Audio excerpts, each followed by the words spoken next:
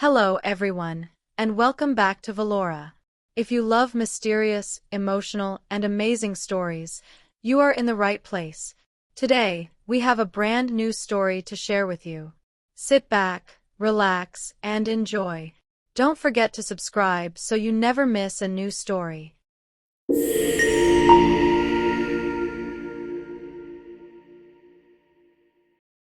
The long road home. The clock on the wall showed 11 p.m. The train station was cold, dark, and completely empty. Leo sat on a hard wooden bench, pulling his jacket tight around his shoulders.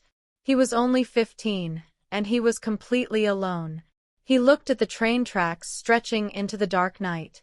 Leo lived in a small, quiet village, but today he had traveled to the big city to visit his grandfather in the hospital. The visit was sad, and Leo stayed too long. Now, he missed the regular train. He was waiting for the last train of the night. The wind blew hard, making a loud whistling sound through the old station roof. Suddenly, the big lights on the ceiling flickered and went out. Total darkness. Leo's heart started to beat faster. He stood up, using the light from his mobile phone to see. "Hello," Leo called out. "Is anyone here?" No answer. Only the sound of the wind. Then, from the end of the dark platform, he heard footsteps. Thad! Thad! Thad! Someone was walking towards him, but the footsteps sounded heavy and slow. Leo held his phone higher. The light showed a tall man wearing a long, wet raincoat. The man stopped and looked at Leo. His face was hidden in the shadows, but his voice was deep and tired. "You should not be here tonight, boy," the man said. "The last train does not stop for the living." Before Leo could ask what that meant, a loud horn echoed through the station. The train was coming. The train stopped with a loud screech. It looked incredibly old, made of dark wood and iron, like a train from 100 years ago. The doors opened slowly with a heavy groan. Leo looked back, but the man in the raincoat was gone. He had vanished into the dark. Left with no choice, Leo stepped inside the train. The door slammed shut behind him immediately. Inside, the train was dimly lit by flickering yellow lamps. The air smelled like old paper and rain. Leo walked down the aisle, looking for a seat. As he looked at the passengers, a cold feeling washed over him. Nobody was moving. Nobody was speaking. In the first row, an old woman sat completely still, staring straight ahead. In another seat, a young girl in a white dress held a porcelain doll, her eyes wide and blank. They did not turn to look at Leo. They did not even seem to breathe. Leo sat down in an empty corner, his hands shaking. He wanted to get off, but the train was moving incredibly fast now. The world outside the window was just a blur of black and gray. Suddenly, the train conductor appeared at the end of the carriage. He wore an old-fashioned black uniform and a tall hat. He walked down the aisle, checking tickets. When he reached Leo, he stopped. He looked down at Leo with pale, sad eyes. "Ticket, please," the conductor said smoothly. I don't have a ticket for this train," Leo whispered. "I have a regular ticket." The conductor sighed. "This is not a regular train, young man. This is the train of lost memories. Everyone here is traveling to the past. Why are you here?" Leo explained about his grandfather and how he missed his usual train. The conductor listened quietly, nodding his head slowly. "You do not belong here," the conductor said. "If you stay on this train until the final station, you will forget your name, your family, and your life. You will become like them, a shadow." Leo felt a wave of panic. "Please. I want to go home. How do I get off?" "The train only stops one more time before the final station," the conductor explained. "It stops at the Bridge of Whispers. But to get off, you must pay the price of the ticket." "I have money," Leo said, reaching for his pockets. The conductor shook his head. "Money is useless here. The price of the ticket is your happiest memory. You must give it to me, and you will never remember it again." Leo thought about his life. His happiest memory was a summer day at the beach with his family, laughing and eating ice cream with his grandfather when he was healthy. If he gave that away, it would be gone forever. But if he stayed on the train, he would lose everything. The train began to slow down. Outside, Leo could see a massive stone bridge over a deep, dark river. "We are arriving," the conductor said, holding out a small, empty glass bottle. "Make your choice, Leo." Leo closed his eyes. Tears came to his eyes as he thought of his grandfather's smile from that beautiful summer day. He whispered the memory into the dark, feeling a strange warmth leave his chest and enter the glass bottle. The bottle began to glow with a bright, golden light. The train came to a sudden stop. The doors opened. Leo did not look back. He ran out of the train and onto the stone bridge. The air was freezing, and he could hear faint whispers in the wind, calling his name. He kept running, putting one foot in front of the other, focusing only on the end of the bridge. Behind him, the train horn blew one last time, and the ancient train disappeared into the fog. Leo fell to his knees on the grass, exhausted. He looked around. The sun was beginning to rise over the hills. He was standing right outside his own village. He was safe. He was home. He stood up and walked toward his house.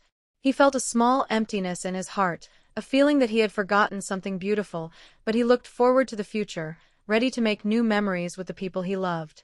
2 weeks passed since that terrifying night on the train. Leo was back to his normal life in Willow Creek. He went to school, did his homework, and ate dinner with his family. But something was different. Every time he looked at an old photo of his grandfather, he felt a strange, cold emptiness in his chest. He knew he loved the old man, but that special warm feeling from the summer beach day was gone.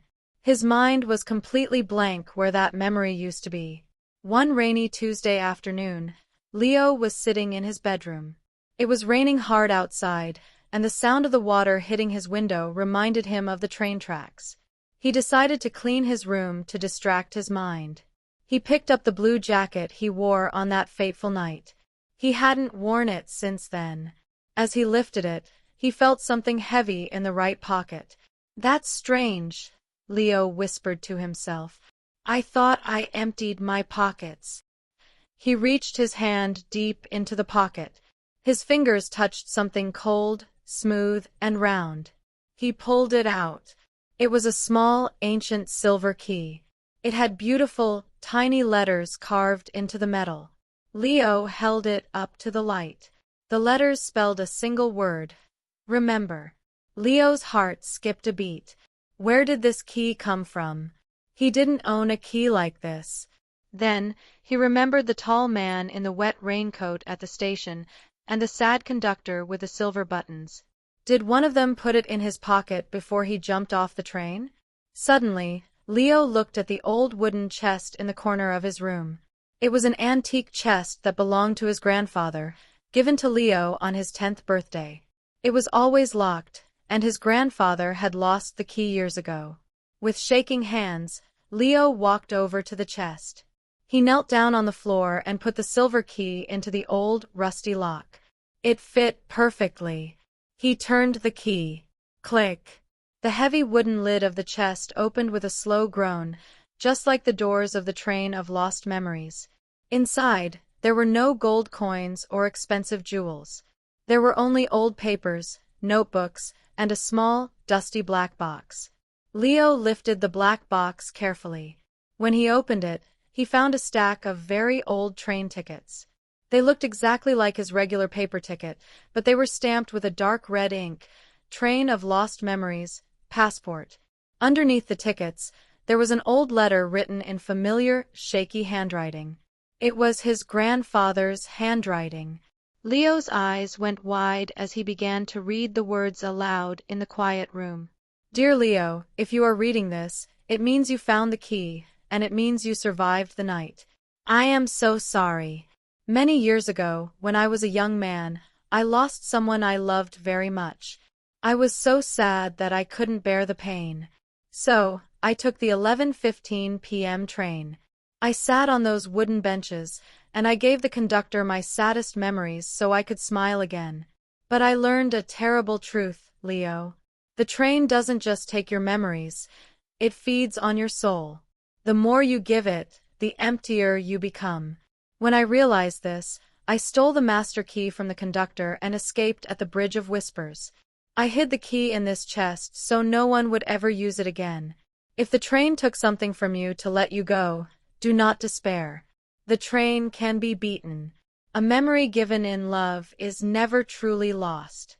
You must visit me one more time, Leo. Bring the key. Leo stared at the letter. The room felt freezing cold again, but this time he wasn't afraid. He looked at the silver key in his hand. His grandfather didn't just miss him. His grandfather knew exactly what Leo went through because he had been on that ghost train too. Part 7. The Final Visit. The next morning, Leo took the early morning bus to the city. He didn't take the train. He walked through the big doors of the hospital and ran up the stairs to his grandfather's room. When he entered, the room was quiet. His grandfather was lying in bed, looking very weak, his eyes closed. Leo walked to the side of the bed and sat down on the chair.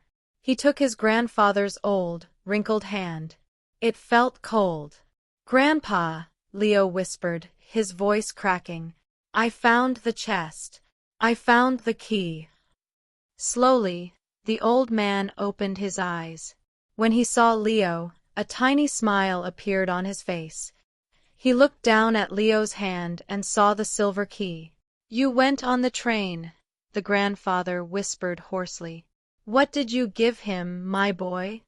"I gave him the beach," Leo said, tears finally flowing down his face. "The summer day. The sand castle. Your laugh, Grandpa. I can't remember your laugh anymore." The grandfather squeezed Leo's hand with all the strength he had left. "Listen to me, Leo. The conductor keeps the memories in glass bottles, yes. But love is stronger than the train's magic. Close your eyes." Leo closed his eyes.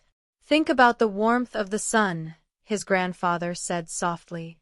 "Think about the smell of the salt water. Don't try to remember the facts. Just feel the love we had on that day." Leo breathed in deeply. He stopped trying to force his brain to see the picture. Instead, he just focused on the feeling of happiness. Suddenly, a strange thing happened. In the darkness of his mind, a small golden spark appeared. Then another. He heard it. It was faint at first, like a distant echo, but then it became clear. It was his grandfather's loud, joyful laugh, booming over the sound of the ocean waves. The memory wasn't gone, it was just hidden deep inside his heart, a place the train conductor could never reach. Leo opened his eyes, smiling through his tears. His grandfather was smiling too, but his eyes were getting heavy. "Keep the key safe, Leo," his grandfather whispered, closing his eyes for the final time to rest. "And never forget, the future is always brighter than the past." Leo stood up, placing the silver key safely in his pocket. He looked out the hospital window at the busy city below. He knew there would be sad days ahead, but he was no longer afraid of the dark, or the wind, or the ghost trains of the night.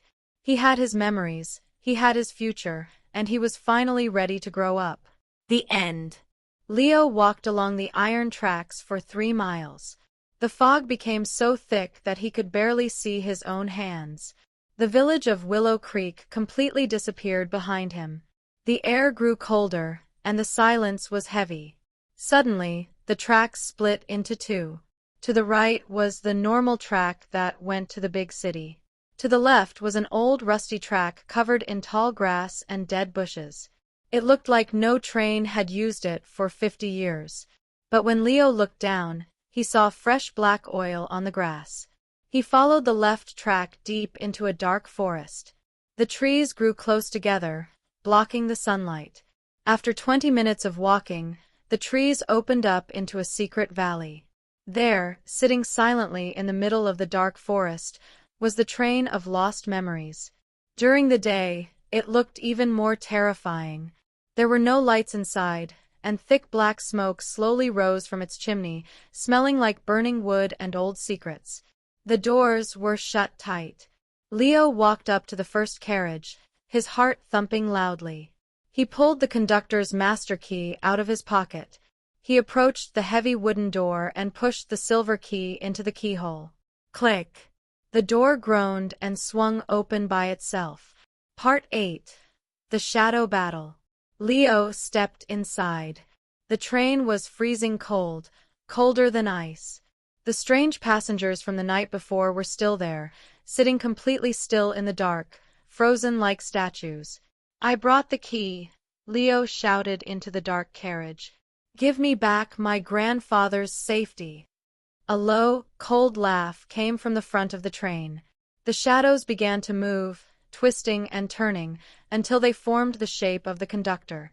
But he didn't look like a man anymore. His body was made of pure, black smoke, and his eyes glowed with an icy blue light. "You are a brave boy, Leo," the conductor whispered, his voice echoing from every wall. "But you were foolish to come here during the day. Give me the key, or you will never leave this forest." The conductor waved his hand, and the shadows on the floor began to crawl toward Leo's feet like black snakes. Leo wanted to run, but his legs felt heavy. He remembered the note. The train wanted to destroy his connection with his grandfather. Leo reached into his backpack and pulled out the golden bottle containing his happiest memory. "You think this train is powerful because it takes what people lose," Leo said, his voice becoming strong and steady. "But my grandfather told me the truth. A memory given in love is never truly lost." With all his strength, Leo smashed the glowing golden bottle against the iron floor of the train. Part 9. The Power of Love. Crash! The glass shattered into pieces. Instantly, the golden mist didn't just sit on the floor. It exploded into a massive wave of bright, warm, blinding light. The summer day, the smell of the ocean, the warmth of the sun, and his grandfather's booming, joyful laugh filled the entire carriage. The black shadows screamed as the golden light touched them. The conductor covered his glowing blue eyes, his smoke body melting away under the intense warmth of the memory. The freezing air inside the train vanished, replaced by the beautiful warmth of a summer afternoon. Suddenly, the frozen passengers blinked. The little girl in the white dress dropped her porcelain doll and looked out the window. The old woman in the gray dress smiled. The light of the memory was waking them up. "Go!" The conductor's fading voice hissed in pain. "Take your keys, take your people, and get off my train." Leo grabbed the silver key from the door, turned around, and shouted to the passengers, "Follow me! Run!" The people stood up, their faces no longer pale, life returning to their skin. They ran out of the open doors and into the forest, leaving the dark, smoking train behind them. Part 10. A New Horizon.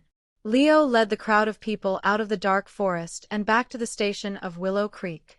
As they stepped onto the platform, the thick gray fog finally broke, and the bright afternoon sun shone down on everyone. The people looked around, confused but happy. They began to remember their names, their families, and their homes. They thanked Leo, crying tears of joy, before walking off to find their loved ones. Leo stood alone on the platform, holding the silver key. He felt completely warm inside. His mind wasn't blank anymore. He could perfectly see the beach, the sandcastle, and his grandfather's big smile. He had won his memory back, and he had saved the town. He looked down at the silver key, walked to the edge of the platform, and threw it as hard as he could into the deepest part of the river below. It splashed and disappeared forever. The train would never be able to leave the forest again. Leo smiled, turned his back on the tracks, and walked home. He was ready for the future, knowing that love was a force no ghost train could ever steal.